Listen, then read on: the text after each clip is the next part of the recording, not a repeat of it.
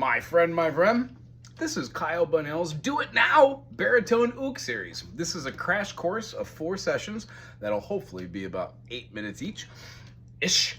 And that's going to talk about just the characteristics of the baritone ukulele that'll help you go from knowing nothing to knowing something.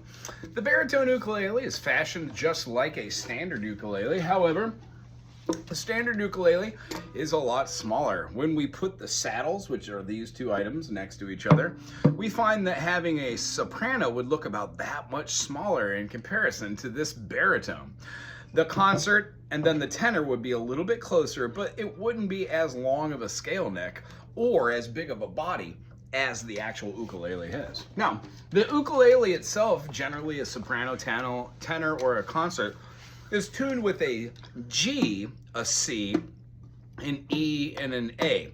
When we look at the baritone and bar the 5th fret, or use our trusty capo, if we put it at the 5th fret and played the chords that are generally on a standard ukulele, like the C major, the F major, and the G major, they would sound exactly alike as the ones you would play for the smaller ukuleles. But considering this is the baritone, when we play the chord that looks like a C major on a bari, it gives us a G major. Because the truth is, what we're looking for, these are the 4 top strings of a guitar. So the baritone would have no 5 and no 6 string, but if you were to act like you were playing a G major, or G golly whiz, a D major with an F sharp in the bass, you could see how playing the guitar would make playing the baritone relatively easier. That happens vice versa. So if you play the baritone and you want to get into playing guitar, it's a really good way to start approaching any stringed instrument. Yes, this is tuned and enforced like a guitar, but it doesn't have the low 5 and 6 string as I just explained. It will still have up a 4th, and then the next string is that note. That will be the next note. However, this G string is going to be considered a 3rd. G, A, B, our next string above is a B, and then we revert back to our 4ths, and we get ourselves a good old-fashioned E. So, if you've already deduced this, we would have a D, G, B, and an E. We're only missing the E and the A if we're thinking it through the eyes or the context of a 6-string guitar. So, just like all music theory, it starts off with naming all the items on this ukulele. So, as you can imagine in the beginning, this is kind of pedantic and kind of juvenile, beginner. And by the 4th one, all the information crammed in will really set you upon your way for studying musical theory and get a foundation for chordal theory, tone leading, and understanding what intervals of music theory actually does for you while building chord extensions and playing melodies. All right, so this is the headstock. It has the tuners. We tune them generally with the string going up through the middle and out, which means we twist them in a counterclockwise rotation. And then we have all these tuned up to a specific tune, onto which I already said D, G, B, E. When we move it up, of course, D sharp, G sharp, B sharp, B sharp, D double sharp, G double sharp, E double sharp, B. You know what I'm saying?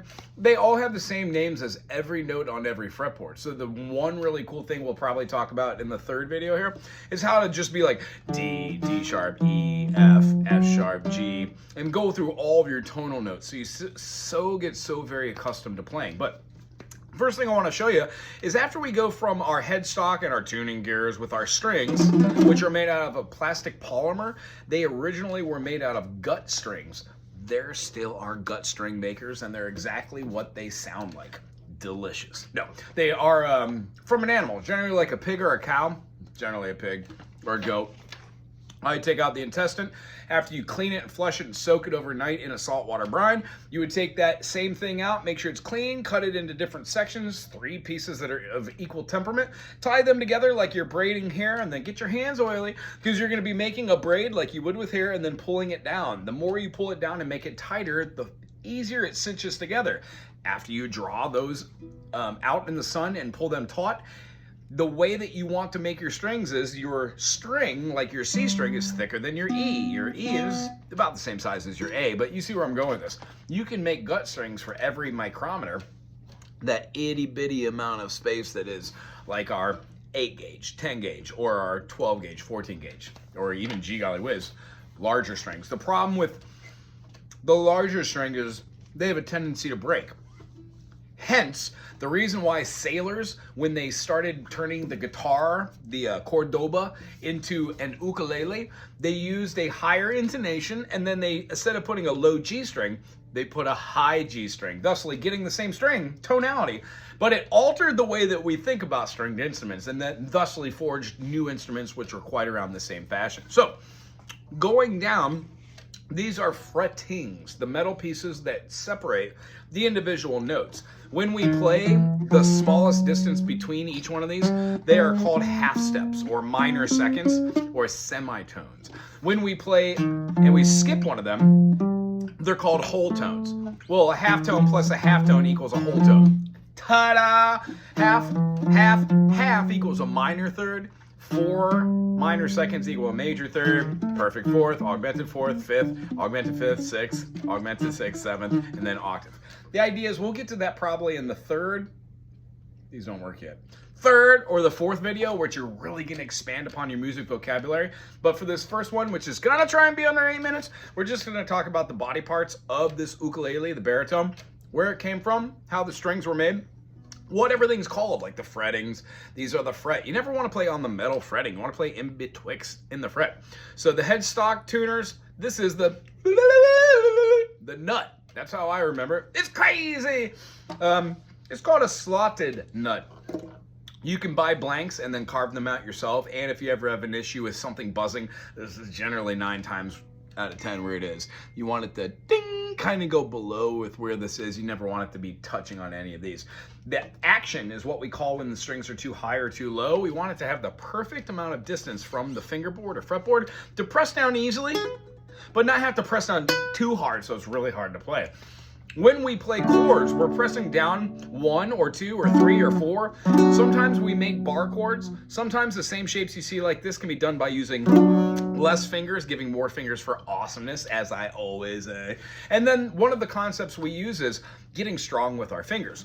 So holding the ukulele, because the baritone generally is a little bit bigger, I would suggest, these are my pants. I'm gonna put it right down here on the crux and see if I can play like this, keeping it straight or pulling out just a little bit.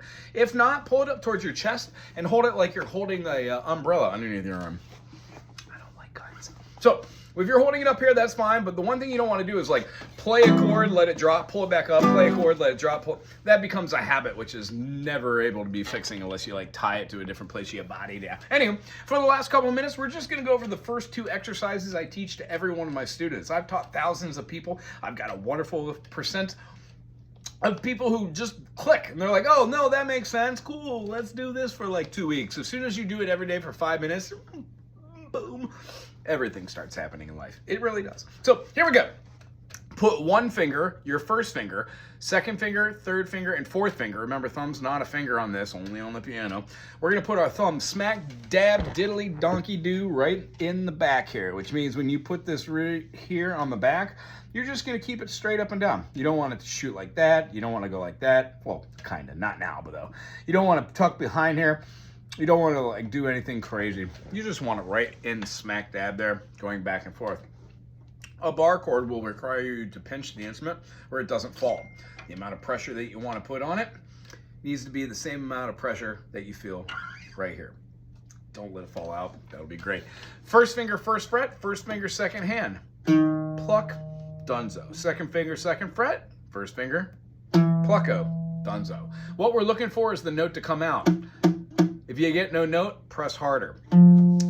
Bar chords squish down, pointy notes point. These are all pointy noters. Pointy, pointy, pointy, pointy, and pointy, pointy, pointy, pointy. Notice how on my plucking hand, as soon as I get done with a note, I put my finger on the string I just played. Open, let it hover. Move that finger, thumb down like a bird on a wire, bloop, and then pluck with the same finger, moving each finger. If you don't get anything when you're moving your fingers, that's because one of the back fats of this finger is muting that string. Gee golly whiz, pull that sucker up and try to get a clear note. These are called caterpillars or spider exercises, or what I call them. You can do them forward or backwards. And tonal memory of like note repetition happens from changing these a couple weeks in. Other than that, try that for the first week or 2, 5 minutes every day, and then tune in to the second episode of Mr. Bonnell's Do It Now series. Baritone, it's for you.